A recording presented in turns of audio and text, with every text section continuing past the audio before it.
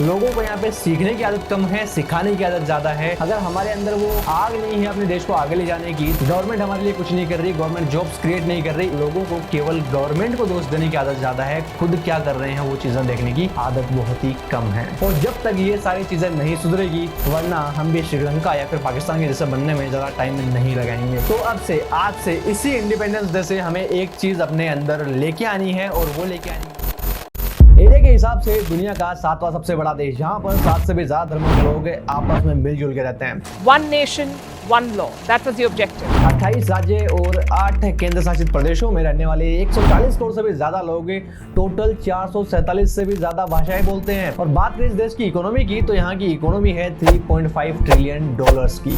India has now reportedly overtaken the United Kingdom to become the 5th largest economy in the world. Significant milestone for the Indian economy, viewers. The GDP of the country has reached $3.75 trillion. आज के इस video के अंदर हम लोग किसी case study के बारे में बात नहीं कर रहे, हम लोग बात कर रहे हैं इंडिया की इकोनॉमी के बारे में, कि यहाँ पर इकोनॉमी $3.5 ट्रिलियन पहुंची है और आगे कितनी आगे जा सकती है, और कौन से वो फैक्टर्स हैं जो हमारी ग्रोथ के लिए पहले भी रिस्पॉन्सिबल थे और आगे भी रिस्पॉन्सिबल रहने वाले हैं। और इन्हीं फैक्टर्स के बेसिस पे हम लोग ये जानेंगे कि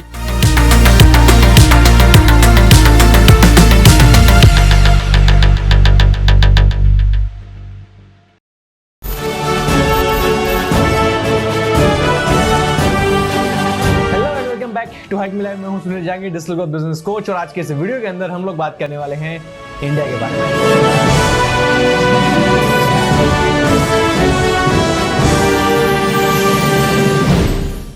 इस वीडियो को 2 कैटेगरीज के अंदर डिवाइड करने वाले हैं। सबसे पहले हमारे पास में आएंगे इकोनॉमिक फैक्टर्स और दूसरे हमारे पास में आएंगे नॉन इकोनॉमिक फैक्टर्स। सबसे पहले बात करें इकोनॉमिक फैक्टर्स की, तो हमें सबसे पहला हमारे पास में फैक्टर आता है कैपिटल फॉर्मेशन का। अब कैपिटल फॉर्मेशन को आप इस हिसाब से समझ सकते हो कि हमारी गवर्नमेंट यहाँ पे इंफ्रास्ट्रक्चर को कितना ज्यादा यहाँ पे अच्छे से बिल्ड करती है, हमें कितनी अच्छी इंफ्रास्ट्रक्चर से रिलेटेड सर्विसेज देती है। अब अगर आप इसको समझो तो हमें यहाँ पे कितने अच्छे नए हाईवेज मिल रहे हैं, स्मार्ट सिटीज कितनी मिल रही है, पार्लियामेंट हमारा अभी अभी नया बना है, उसको भी यहाँ पे कंसिडर कर सकते हो। कितनी सिटीज के अंदर हमें मेट्रोज मिल रही है, बुलेट ट्रेन हमें फ्यूचर के अंदर देखने को मिलेगी।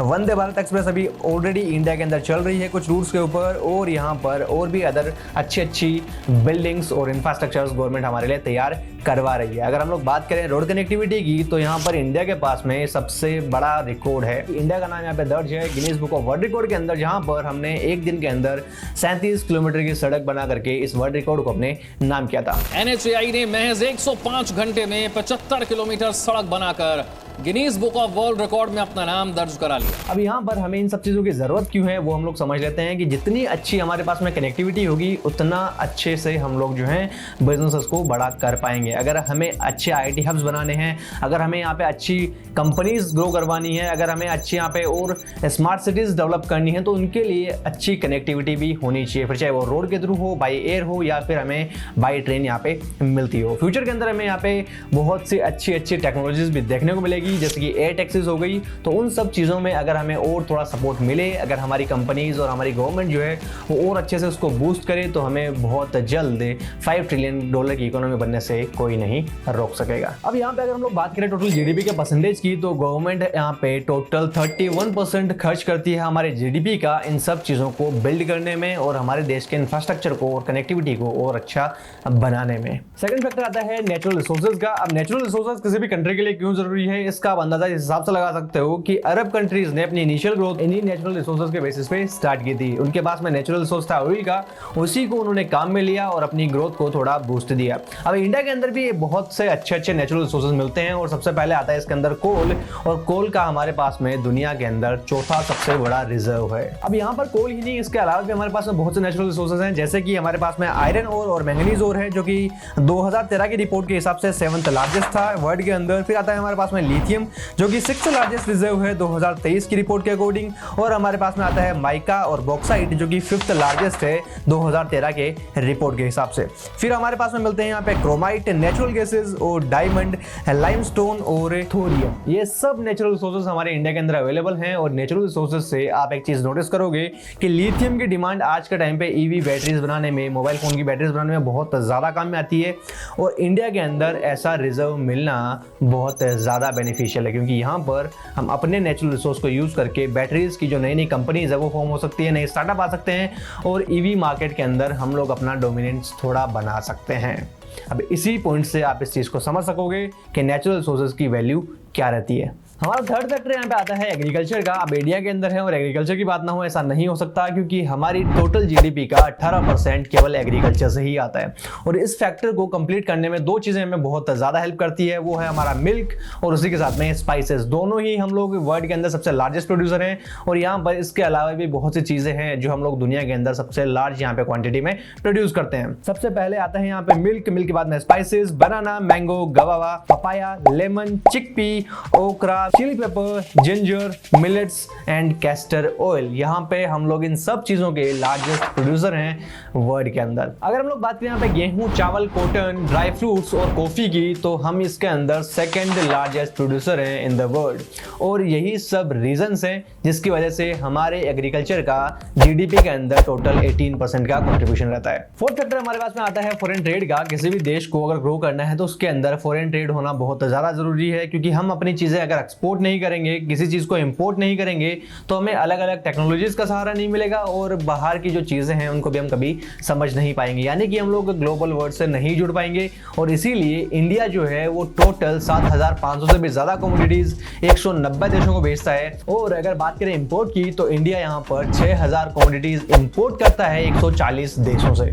अब यहाँ पर फॉरेन ट्रेड की बात हो रही है तो थोड़ा हम लोग ये भी जान लेते हैं कि हम लोग कितने बिलियन डॉलर्स का यहाँ पे ट्रेड करते हैं इंपोर्ट का और एक्सपोर्ट का। अगर हम लोग बात करें फाइनेंशियल ईयर 2021 और 2022 की, तो यहाँ पे हमने टोटल इंपोर्ट किया था 760 बिलियन डॉलर्स का। और बात करें अगर एक्सपोर्ट की, तो एक्सपोर्ट हमने किया था यहाँ पे 676 बिलियन डॉलर्स का।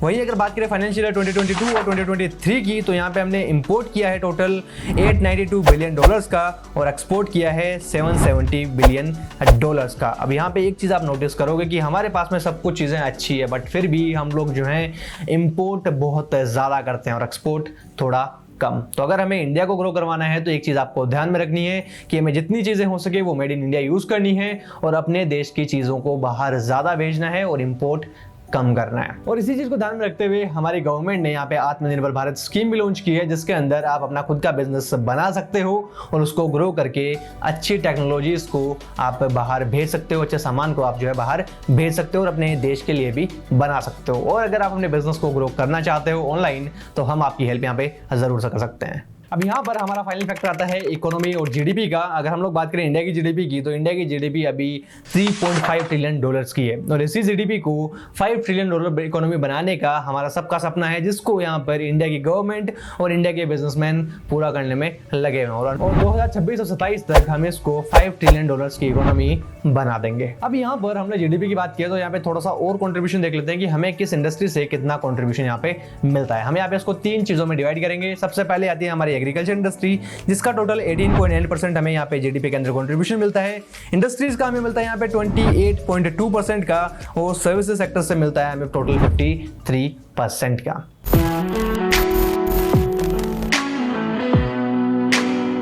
अब हम लोग बात करते हैं हमारे दूसरे फैक्टर्स की, जो कि आते हैं नॉन इकोनॉमिक फैक्टर्स, जिसके अंदर हमारा सबसे पहला फैक्टर आता है ह्यूमन रिसोर्स की।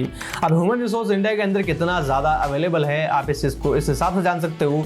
यहाँ पर टोटल 140 करोड़ से भी ज्यादा की हम लोग की जनसंख्या है, जिसके अंदर 62.5% जो जनसंख्या है वो है यहाँ पे वर्किंग प्रोफेशनल्स वाली, यानी कि 15 साल से लेकर के 60 साल के बीच की पॉपुलेशन यहाँ पर है। और ये जो पॉपुलेशन है वो 2030 तक पीक पर होगी, यानी कि 65% पर होगी, जहाँ पर सबसे ज्यादा वर्किंग प्रोफेशनल्स इंडिया के अंदर मौजूद होंगे। अगर हम लोग बात करें हमारे इंडिया के यूथ की और मास्टरमाइंड्स की, तो एक चीज और नोटिस करोगे कि इंडिया यहाँ पर हर एक कंट्री को अपने बेस्ट माइंड से सप्लाई करता है। यहाँ पर हर एक बड़ी कंपनी के अंदर, हर एक बड़े बिजनेस के अंदर आपको इंडियंस हर जगह देखने को मिलेंगे और वो भी टॉप पोजीशंस के अंदर। दूसरा फैक्टर हमारे पास में आता है टेक्निकल नॉलेज का, और इंडिया यहाँ पर टेक्निकल नॉलेज में सबसे ज्यादा आगे है। इंडिया के यहाँ पे यूथ की बात करें तो इंडिया के अंदर टोटल 15 लाख इंजीनियर्स निकलते हैं हर साल, जिसमें से 5 लाख इंजीनियर्स होते हैं सॉफ्टवेयर इंजीनियरिंग के।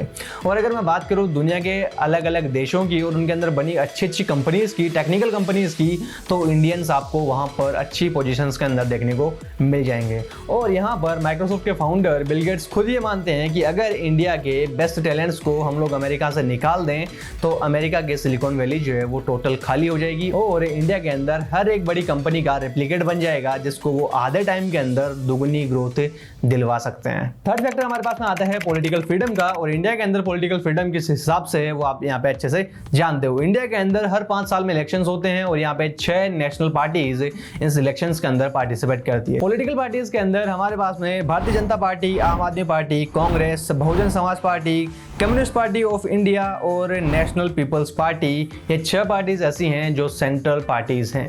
अब यहाँ पे नेशनल पार्टीज के अलावा अगर मैं बात करूँ स्टेट पॉलिटिकल पार्टीज की या लोकल पॉलिटिकल पार्टीज की, तो यहाँ पे इंडिया में टोटल 54 लोकल पॉलिटिकल पार्टीज है। अब यहाँ पे हमारे पास में फोर्थ फैक्टर आता है सोशल ऑर्गेनाइजेशंस और एनजीओज का। अब अगर किसी कंट्री के अंदर एक पॉलिटिकल पार्टी रूल कर रही है तो उस पार्टी के अगेंस्ट में भी कुछ चीजें यहाँ पे होनी जरूरी है, क्योंकि अगर पार्टी कुछ गलत यहाँ पे डिसीजंस लेती है, कुछ गलत काम करती है, तो पब्लिक सपोर्ट के लिए भी यहाँ पे कुछ ऑर्गेनाइजेशंस होनी जरूरी है। और यहाँ पर इंडिया के अंदर ऐसी बहुत सी ऑर्गेनाइजेशंस हैं जो पॉलिटिकल पार्टीज के अंडर में ना आकर के यहाँ पे पब्लिक के लिए काम करती है। बहुत से ऐसे एनजीओज हैं जो गवर्नमेंट की हेल्प करते हैं, जो पब्लिक की हेल्प करते हैं और समाज को और अच्छा और बेहतर बनाने के लिए अपने काम को करती रहती हैं। सबसे पहले अगर हम लोग बात करें यहाँ पे कुछ ऑर्गेनाइजेशंस की, तो उसके अंदर नाम आता है अखिल भारत हिंदू महासभा का, आरएसएस का, इंडियन सेकुलर फ्रंट का। और वहीं बात करें कुछ फाउंडेशंस की, तो हमारे पास में आता है गूंज एनजीओ, जिसके बाद में आता है अक्षय पात्रा फाउंडेशन और उसी के साथ में यहाँ पे स्माइल फाउंडेशन जैसे नाम भी इंडिया के अंदर अवेलेबल हैं, जो कि यहाँ पे पब्लिक के लिए काम करते हैं और जरूरतमंदों की हेल्प करते हैं। अब आता है हमारा फाइनल फैक्टर, और ये फाइनल फैक्टर है डिजायर टू डेवलप। इंडिया के अंदर चाहे कोई भी पॉलिटिकल पार्टी हो, चाहे कोई भी इंसान हो, कोई भी ऑर्गेनाइजेशन हो, कंपनी हो, जॉब करने वाला इंसान हो, चाहे पढ़ने वाला इंसान हो, चाहे जॉब ढूंढने वाला इंसान हो, हर एक नागरिक की ये जिम्मेदारी बनती है कि हम अपने देश को आगे लेके जाएं। अगर यहाँ पर हमारे अंदर वो डिजायर नहीं है, हमारे अंदर वो इच्छा नहीं है, अगर हमारे अंदर वो आग नहीं है अपने देश को आगे ले जाने की, तो चाहे कितने भी अच्छे फैक्टर्स हमारे पास में अवेलेबल हो, हम लोग ग्रो नहीं कर सकते। इंडिया के अंदर जब तक लोग केवल गवर्नमेंट को रिस्पॉन्सिबल ठहराते रहेंगे, तब तक हमारा इंडिया ग्रो नहीं करेगा। जब तक हम लोग केवल सरकारी नौकरी के पीछे भागते रहेंगे, गवर्नमेंट हमारे लिए कुछ नहीं कर रही, गवर्नमेंट जॉब्स क्रिएट नहीं कर रही, इन सब चीज़ों के पीछे भागते रहेंगे, तब तक हम ग्रो नहीं करेंगे। अगर हमें ग्रो करना है तो हमें आत्मनिर्भर बनना पड़ेगा। हमें यहाँ पर अपने आप को कैपेबल बनाना है, अपने स्किल्स को अच्छा बनाना है। हमें हर एक फील्ड का नॉलेज यहाँ पे होना चाहिए जिस भी फील्ड में हम लोग काम करना चाहते हैं।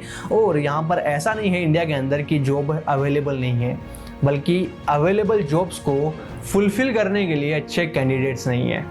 लोगों को यहाँ पे सीखने की आदत कम है, सिखाने की आदत ज़्यादा है, और लोगों को केवल गवर्नमेंट को दोष देने की आदत ज़्यादा है। खुद क्या कर रहे हैं वो चीज़ें देखने की आदत बहुत ही कम है। अगर मैं बात करूँ यहाँ पे एग्जाम्पल का, तो आप एक चीज़ नोटिस करोगे कि हम लोग पेपर के अंदर कहीं पे अगर न्यूज़ आती है कि यहाँ पे कचरा बहुत फैला हुआ है, शहर के अंदर साफ़ सफाई नहीं है, तो हम सब गवर्नमेंट को कोसने लगते हैं कि यहाँ पे गवर्नमेंट काम नहीं कर रही। लेकिन वहीं पर जब हम लोग बाहर से कुछ खरीदते हैं या फिर अपने घर का जो कचरा है वो भी हम लोग रोड पर ला के फेंक देते हैं, उसको भी हम लोग प्रॉपर डस्टबिन में नहीं फेंकते हैं। और जब तक ये सारी चीज़ें नहीं सुधरेगी, हम ज़्यादा ग्रो नहीं करेंगे। तो अब से, आज से, इसी इंडिपेंडेंस डे से हमें एक चीज़ अपने अंदर लेके आनी है, और वो लेके आनी है डिजायर टू डेवलप। अपने आप को डेवलप करना है, अपने शहर को डेवलप करना है, अपनी कॉलोनी को डेवलप करना है, अपने गांव को डेवलप करना है, जिससे हमारा देश डेवलप कर सके। हमें यहाँ पे जॉब्स लेने वाला ना बन के जॉब्स क्रिएट करने वाला बनना है, जिससे कि हमारे देश को अच्छा बिजनेस मिले, हमारे देश की जीडीपी ग्रो करे और हम लोग किसी न किसी को जॉब दें, ना कि किसी से जॉब लें। आत्मनिर्भर भारत के अंदर या फिर स्टार्टअप इंडिया के अंदर आप अपने बिजनेस को ग्रो करवा सकते हो, और उसी के थ्रू आप जो है अपने बिजनेस के लिए फंडिंग भी ले सकते हो। जब गवर्नमेंट हमारे लिए बहुत सारे संसाधन खोल के दे रही है, बहुत से साधन हमें ला के दे रही है, तो उन चीज़ों को यूटिलाइज करके ग्रो करने की जिम्मेदारी हमारी बनती है। इसलिए आज से एक चीज़ ज़रूर से करनी है कि हमें यहाँ पे गवर्नमेंट को दोष देने से पहले अपने ऊपर काम करना है, अपने आप को अच्छा बनाना है, और अपने आप के अंदर ये डिज़ायर लेके आनी है कि मैं यहाँ पर अगर मैं करप्शन कर रहा हूँ या किसी भी और चीज़ को बढ़ावा दे रहा हूँ जो कि गलत है देश के लिए, उसको ना करके सही तरीके से इस देश को ग्रो करवाऊँ। अगर मुझे यहाँ पे आज ट्रैफिक पुलिस पकड़ती है तो मैं उसको 100 रुपए ना दे करके जिस क्राइम के लिए मुझे पकड़ा है उसका चालान भर के आऊं, तभी इस देश को डेवलपमेंट मिलेगी। और उसी के साथ में एक सबसे जरूरी चीज, आप अपना वोट देने जा रहे हो तो वोट इस चीज को देख करके मत दीजिए कि ये कौन है। आप किसी पार्टी को मत देखिए, आप यहाँ पर ये चीज़ मत देखिए किस जाति का है, किस धर्म का है, किस जगह का है। आप ये देखिए कि ये काम करवाने के लिए कितना कैपेबल है और कितनी समझदारी से इस देश को चला सकता है। उस चीज़ को यहाँ पे नोटिस करिए। बाकी जो भी फालतू की चीज़ें हैं उनको कंसिडर मत करिए, तभी हम लोग एज ए कंट्री ग्रो कर पाएंगे, वरना हम भी श्रीलंका या फिर पाकिस्तान के जैसा बनने में ज़्यादा टाइम नहीं लगाएंगे। इसलिए अपने हर एक कर्तव्य को ध्यान में रखना है और डिसीजंस को ध्यान में रख करके चलना है, और उसी के साथ में आज से अपने देश को अच्छा बनाने की जो डिज़ायर है वो भी हमें अपने मन में लेके चलना है। अब अगर आप इस देश को ग्रो करवाने के साथ साथ अपने आप को ग्रो करवाना चाहते हो, अपने बिजनेस को ग्रो करवाना चाहते हो, तो आप इस चैनल को सब्सक्राइब जरूर से करें, बेल आइकन जरूर से दबाएं, ताकि हम आपको आगे ऐसे ही अच्छे और मज़ेदार वीडियोज़ आपके लिए लाते रहें, जिससे आप कुछ सीख सकें, अपने बिजनेस को और अपने आप को ग्रो करवा सकें। हम मिलते हैं आपसे एक नई वीडियो के अंदर, तब तक के लिए all the best, keep learning, thank you so much, Vande Mataram.